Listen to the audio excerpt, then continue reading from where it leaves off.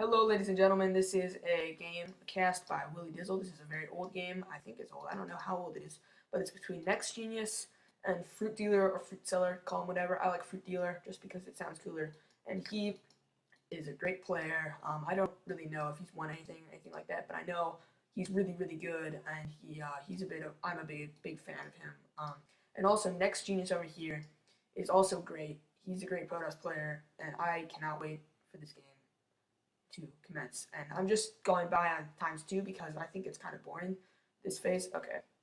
We're gonna, well, actually not quite yet. So Fruit Dealer throwing down the pool on 14, which was I thought that's just a standard decision. Sometimes people will like to get the gas before the pool so they can get a fast wing speed, which I think is probably a bit more standard. And now I'm going to slow this down. He's getting his hatch down. No attempt to block this. Oh, wait a minute. Does he? Okay, so Nex Genuis just expanded without a forge, without a gateway. He just expanded because I think he just basically guessed or saw that Fruit Dealer has this hatch going down, and Fruit Dealer with this Overlord is going to see that he's expanding, see the forge going down, and think to himself, well, I've got this funny pool up. I could probably do some early pressure, so that's why he's getting 6 lings. We're going to throw up the production tab, see what everyone's getting. He's throwing down his queen. Six Zerglings coming. He sees the hatch, which he probably already knew was there, and that was a very nice bit of go-to micro. And there goes a gateway, not getting the cannon yet, and the lings are going across the field. And if this cannon finishes in time, he'll be able to prevent him from doing some economic damage. I doubt he'll be able to sneak into the main, but if he does, that would be ripe pickings. The probe still wandering around here. What is this drone doing? Is he going to take a third? Here comes the Zerglings. He takes a third. The Zerglings are coming by.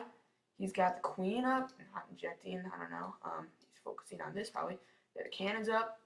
He runs back out of range of the cannon. He gets a couple shots on the Overlord. I don't think the Overlord's going to die. The expansion finishes securely. His expansion finishes securely. The gateway finishes securely. Anyway, enough about security. No gas going down for either of these players. They're relying on just minerals for this phase of the game. This third base, I don't know if, let me check something. Does Nex Genuis know it's there? No, he doesn't. There is very interesting. So he's kind of hidden. It's not really that hidden because this is like the obvious third base place. It's like he's got this third base, and and no one knows about it yet. So he's got these Overlords, and he doesn't really know what's going to happen. He doesn't know what the transition is going to be from Nex Genuis, but I think, well, he's throwing down a lot of gas now. He's throwing down his gas. I gotta move my mouse pad. It's falling off the freaking table. So he's got 2 gas now. Excuse me.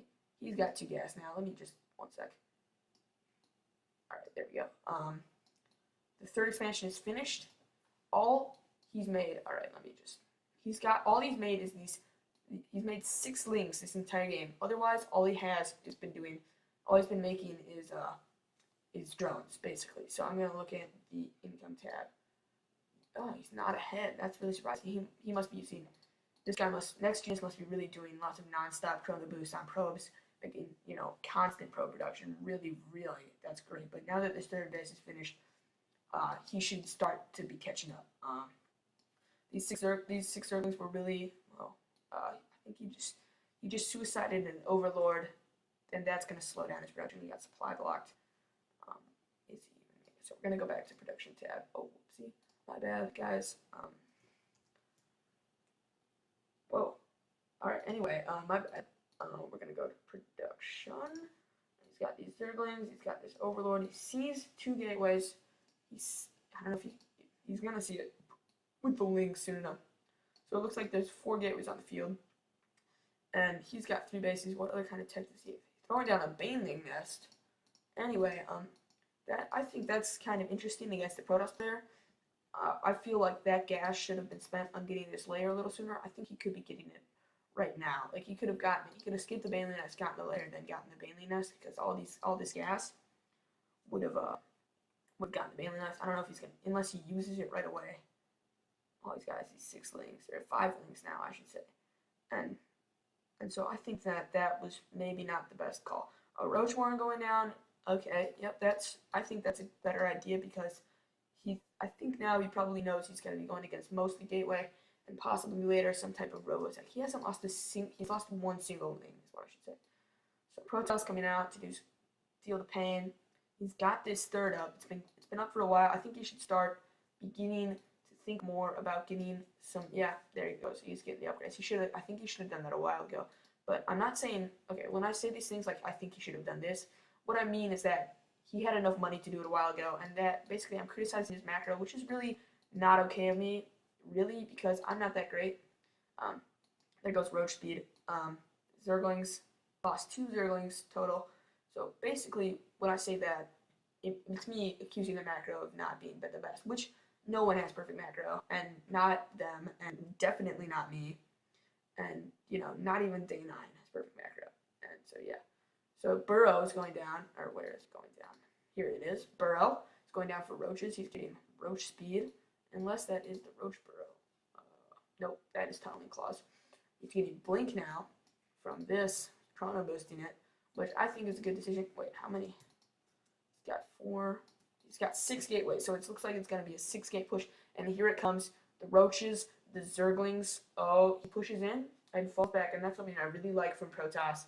Here comes the Lings for down there. I like that. It forces him to make a lot of units, like all of these Zerglings, all of these Roaches, and really he doesn't lose anything because he's supposed to be doing, theoretically supposed to be doing constant unit production anyway. So he's really losing nothing. It's just an example of how the macro is different and why each race can use that. One race can use that to its advantage. Of course, Zerg has its advantages too, but I just haven't seen an example in this game yet. So Queen, throw it down creep. I think the creep sped could be better, but he's working on it, looks like. So, the Zerglings want back. Some Banelings morphine, and now that they have Burrow for the Banelings, which just finished, I don't know if you can see it.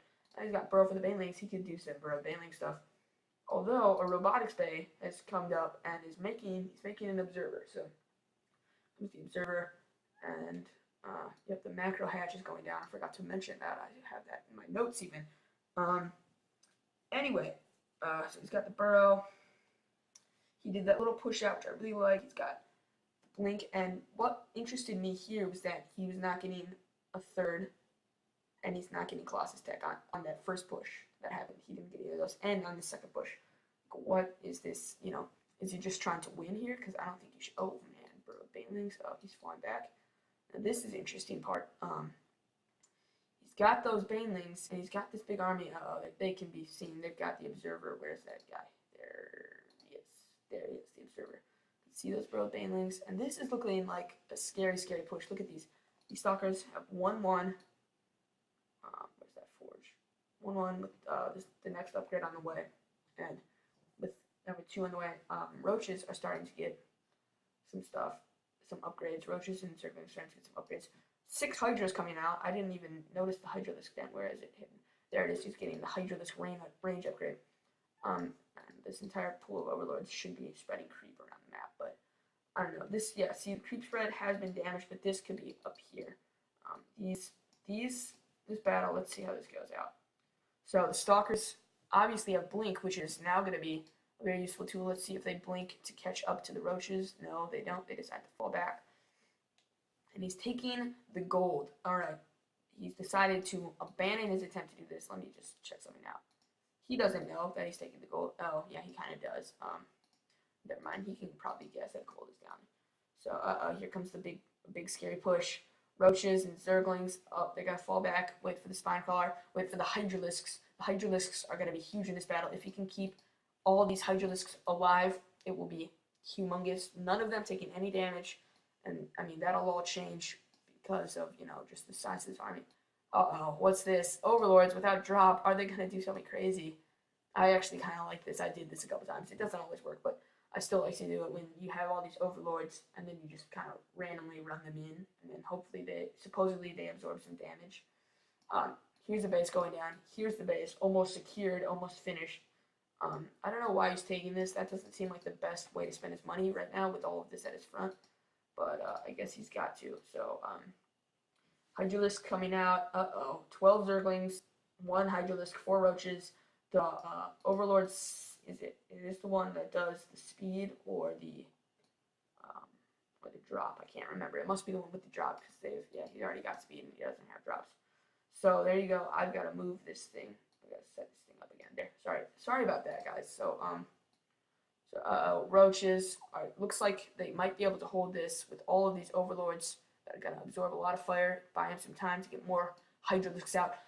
12 hydralisks for a second that were on the way. All he's making is an immortal. He's got a queen in the making. He's got 8 more hydralisks, and this base is looking very vulnerable. But luckily, only FruitDealer knows about it, so he doesn't know that it's here.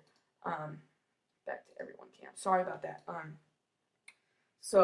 Yeah, some paper just fell off of my table. So he's got these overlords here that now have dropped. I would like to see a drop right here and run here. Oh, never mind. He's got a cannon. That won't be that effective.